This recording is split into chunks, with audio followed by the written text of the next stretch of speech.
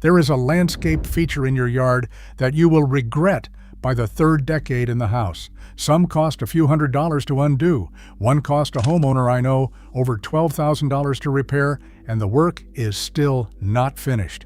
Every one of these 15 features was sold as an upgrade, smart investment in curb appeal, in convenience, in modern landscaping. They were not. They drain savings, swallow weekends, lock you out of your own yard by the time your knees stop bending the same way, and leave you writing checks at 70 for choices you made at 35. After 40 years in the trial garden, I can spot the worst in under a minute. We start at 15. The one at number 1 is the feature homeowners walk away from the fastest. Number 15, the in-ground sprinkler system that runs on a programmable timer and waters everything in the yard, whether the plants need it or not. I have walked more yards than I can count where the homeowner paid between $3,000 and $8,000 to install an underground irrigation system in their 30s or 40s and is now in their 70s, wondering why the controller in the garage stopped working, why 3 of the heads are spraying sideways into the driveway, and why the pipes burst last February when the blowout crew did not get the lines fully cleared in the fall. The annual maintenance contract, $400 on a good year, $1,200 when something breaks, never stops coming due. The promise was hands-off watering. The reality is a buried system that depends on annual professional service that gets harder to schedule and more expensive every decade you own the house. What to do instead? A length of soaker hose for the vegetable bed, drought-tolerant native perennials in the borders that water themselves, a spigot, a hose, and your own 2 hands for the rest. Nothing buried, nothing on a timer, nothing waiting to surprise you in February. Number 14. Pea gravel, those small round tan stones, used as a pathway material between flower beds or as a base for an outdoor sitting area. In the landscape magazine photograph, pea gravel reads as English cottage garden. In real life, pea gravel migrates. It works its way into the lawn where the mower blades fling it back at you. It rolls under your shoe and turns into an ankle hazard for anyone over the age of 60. Weeds push up through it within 2 seasons because nothing is suppressing them underneath. And once it is in, removing it means raking, sifting, and bagging it stone by stone, or paying someone else $1,500 to do the work. A friend of mine put pea gravel between her raised vegetable beds. I want to say it was the summer of 2017, could have been a year earlier. Her granddaughter slipped on it during a 4th of July visit, fractured her wrist, and the entire path came out the following spring. What to do instead? Flagstone with creeping thyme between the joints, decomposed granite, which compacts, or grass paths mown short. Number 13. River rock as a permanent decorative ground cover in flower beds. The smooth gray and white stones laid 4 inches deep across an entire bed. Catalog photography sells river rock as the clean, no-maintenance, modern alternative to mulch. What the catalog leaves out is what river rock actually does in an American climate. It absorbs sun and heats the soil under it to temperatures that scorch shallow-rooted perennials by mid-July. Wind-blown seeds land between the stones and germinate happily. Weeds you cannot pull because the roots wrap around the rocks. Maple seedlings, oak seedlings, and crabgrass move into a river rock bed within 2 seasons and never leave. When you finally decide to take it out, usually around year 10 when the bed is half dead from the heat and full of weeds, the removal is a multi-day job with a wheelbarrow and a strong back. I have watched the bill on professional river rock removal come in between $5,000 and $8,000 for a typical front yard. What to do instead? Shredded hardwood mulch breaks down into the soil within 2 seasons, feeds the bed instead of cooking it. Number 12. The black woven landscape fabric installed under bark mulch with the promise that it will permanently suppress weeds. I will tell you the truth, the way I would tell my own daughter. The chain landscape industry has been selling this product to American homeowners for 40 years. 40 years. There are gardeners on this continent still pulling fabric out of the ground that was installed in 1995. The fabric does not biodegrade, it fragments. Microplastic threads infiltrate the soil for decades. The roots of the shrubs and perennials you actually want grow into the fabric and tangle through it permanently, so the only way to remove a dead shrub is to cut the fabric with a knife and leave half of it in the ground. Worse, the fabric blocks earthworms from reaching the mulch above it, the soil biology underneath the fabric, the fungi, the bacteria, the worms, collapses within 3 years. The bed looks fine on the surface and is dying underneath. What to do instead?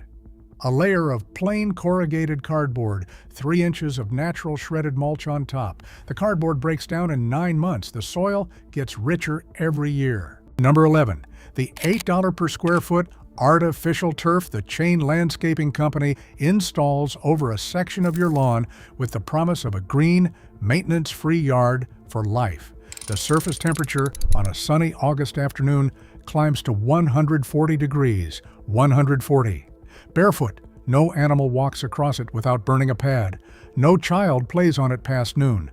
The plastic fibers fade from green to a tired yellow-gray within 2 summers. The microplastic dust the turf sheds every season migrates into the soil under it and into the storm drains.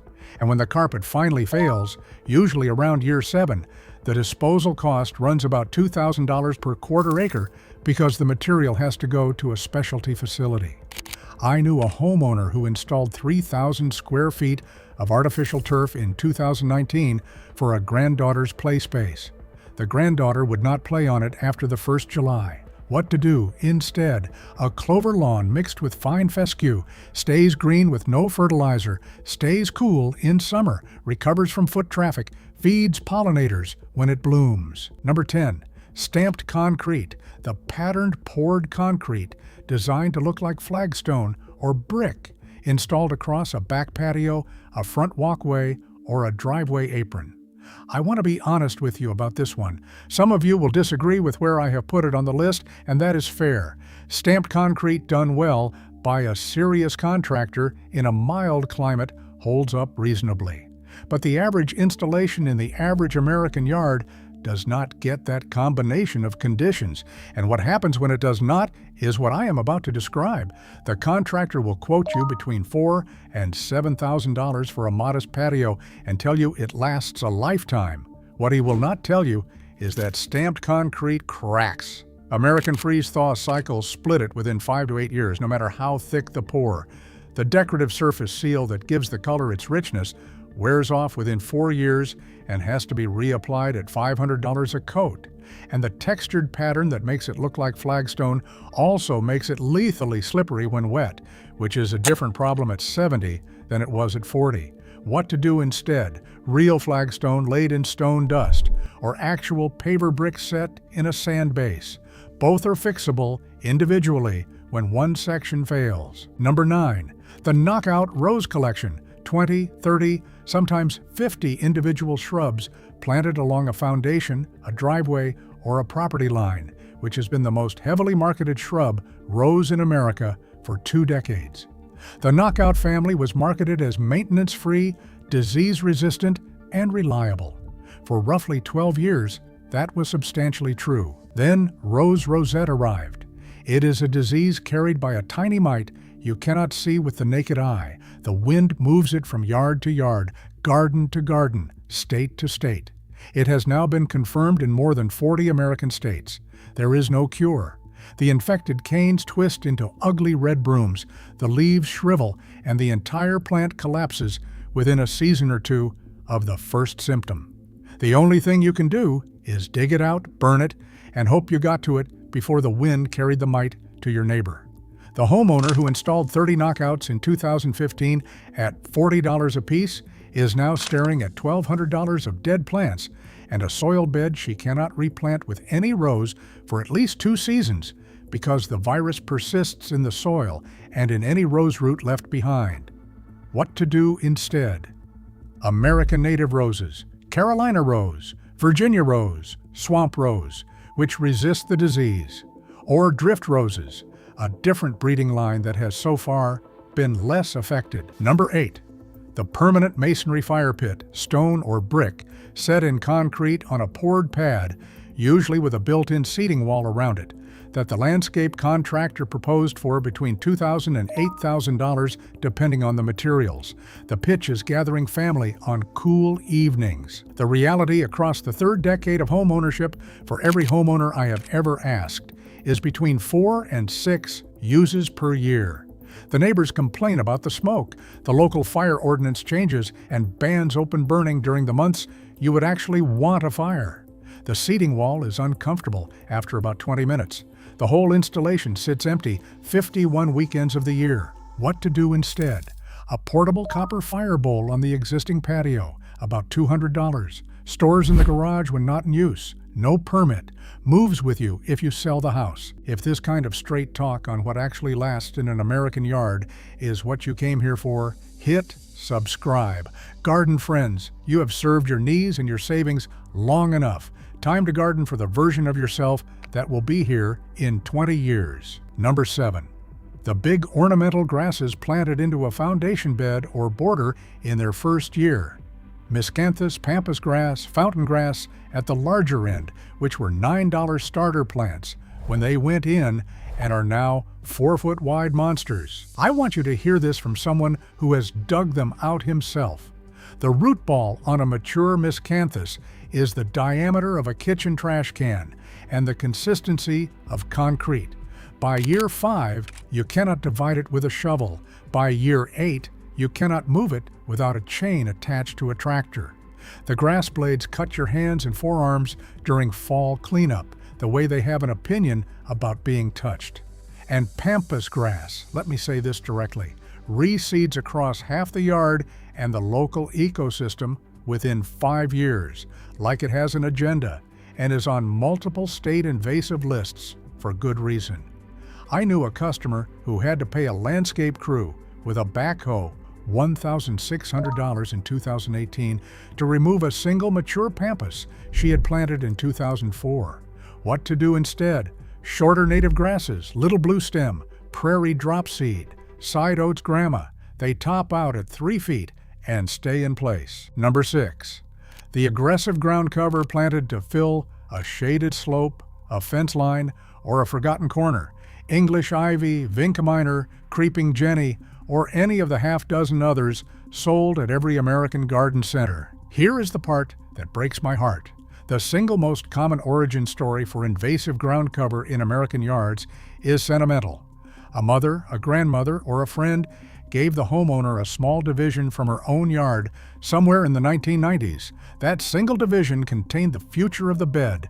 By year 15, the ivy was climbing the brick foundation like it had been waiting 40 years for the chance. The vinca had crossed the property line into the neighbor's lawn, the way water finds its level. The creeping jenny had walked itself 30 feet to the dahlia bed without asking. The professional removal of established English ivy from a foundation runs between $4,000 and $6,000 and requires multiple visits across 2 years because every cut piece of root regenerates. What to do instead? Native ground covers, foam flower, Allegheny spurge, native wild ginger, woodland phlox. They stay where you plant them. They share the bed with the plants you actually want. They do not climb the house. Garden friends, a small honest moment before the last 5. The hardest part of a list like this is not knowing what to take out. It is knowing what to put in its place. Most of the right answers do not show up in a catalog. They show up in another gardener's yard 20 years after she made the right call. Number 5. The retaining wall built from used railroad ties, the heavy black creosote-soaked timbers that were a popular landscaping material across America from the 1970s through the early 2000s. 2 reasons this one belongs near the top of the list. First, creosote. The chemical preservative the railroad ties were treated with is a confirmed carcinogen that leaches into the surrounding soil and water for the entire useful life of the timber. The Environmental Protection Agency has restricted its sale for residential landscaping for a reason. Anything grown in soil adjacent to a creosote tie wall, vegetables, herbs, anything edible should not be eaten. Second, termites. Termites love decaying railroad ties. The walls collapse on a schedule, usually around year 15 to year 20. A customer of mine inherited a railroad tie retaining wall from the previous homeowner somewhere around 2014, if I am remembering right. The wall came down in 2020. The replacement bill, including soil reclamation, was just over $8,000. What to do instead? Natural stacked stone, concrete block faced with stone veneer. Both outlast you. Quick favor, if I have already saved you from one bad decision today, tap that like button. Not for me. For the next gardener, the algorithm will show this video to. Number 4, the privacy hedge of Leyland cypress, 15, 20, sometimes 30, identical fast-growing evergreens planted in a single line along a property border to screen the neighbor's house within 4 years. The Leyland delivers on the speed promise. By year 4, you have your privacy. Then the disease arrives: canker, bagworm, root rot in the heavier soils where water sits. Every one of those problems hits a Leyland hedge identically because every plant in the line is a clone of the next, shares the same root zone, and inherits the same weakness. The disease that takes one Leyland takes all of them within 2 or 3 growing seasons. I have watched it 3 times in the last decade. A magnificent 12-year-old privacy hedge planted at $800 in materials and another $1,500 in installation, dying tree by tree across 2 summers. The replacement bill, full removal of the dead hedge plus replant, runs between $5,000 and $8,000. What to do instead? A mixed hedge, 3 or 4 species rotated: American holly, viburnum, arborvitae, eastern red cedar. If one species fails to a disease, the rest fill in. The privacy is staggered the first 3 years. It is permanent after that. Number 3, the custom-built koi pond, typically 8 to 12 feet across, 18 inches to 3 feet deep, with a recirculating pump, biological filter, and a stocking of decorative fish that the landscape designer suggested as the focal point of the back garden.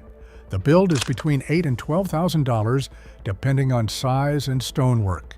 The annual maintenance is between $600 and $1,200 in electricity, replacement filter media, water treatment chemicals, and occasional pump replacement. The pond itself is genuinely beautiful for approximately the first 9 months. Then the raccoons find the koi. A single visit from a raccoon family removes the entire stocking, $800 of fish, in one night. Then the herons find it. Then the algae blooms. Then the pump fails in February, and the water freezes solid. Then a grandchild visits, and a 4-year-old at a poolside hazard is not what most grandparents want to manage. What to do instead? A small wildlife water feature, a wide, shallow basin with rocks refilled from a hose. Frogs and birds find it. No fish, no pump, no predator visits, no February panic. Number 2, running bamboo, the species sold at garden centers and big box retailers as the fast-growing privacy screen, distinct from clumping bamboo, which behaves itself. I'm going to be very direct with you about this one because the damage is irreversible and the lawsuits are real. Running bamboo travels underground the way a rumor travels through a small town, quietly, in every direction at once, faster than anyone realizes. The rhizomes spread between 15 and 30 feet from the original planting in a single season.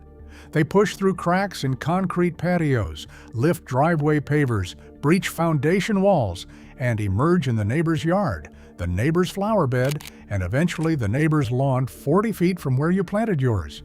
Multiple American states now have specific bamboo nuisance statutes that allow the neighbor to bill you for removal from their property. The professional eradication of established running bamboo, which requires excavation to root depth across the entire affected area, plus chemical follow-up for 3 growing seasons, runs between $10,000 and $15,000, plus legal exposure. A homeowner I knew planted 6 running bamboo plants, I want to say it was 2016, give or take a season, as a screen against a neighbor's air conditioner. By 2023, he was in mediation with 2 different neighbors. What to do instead?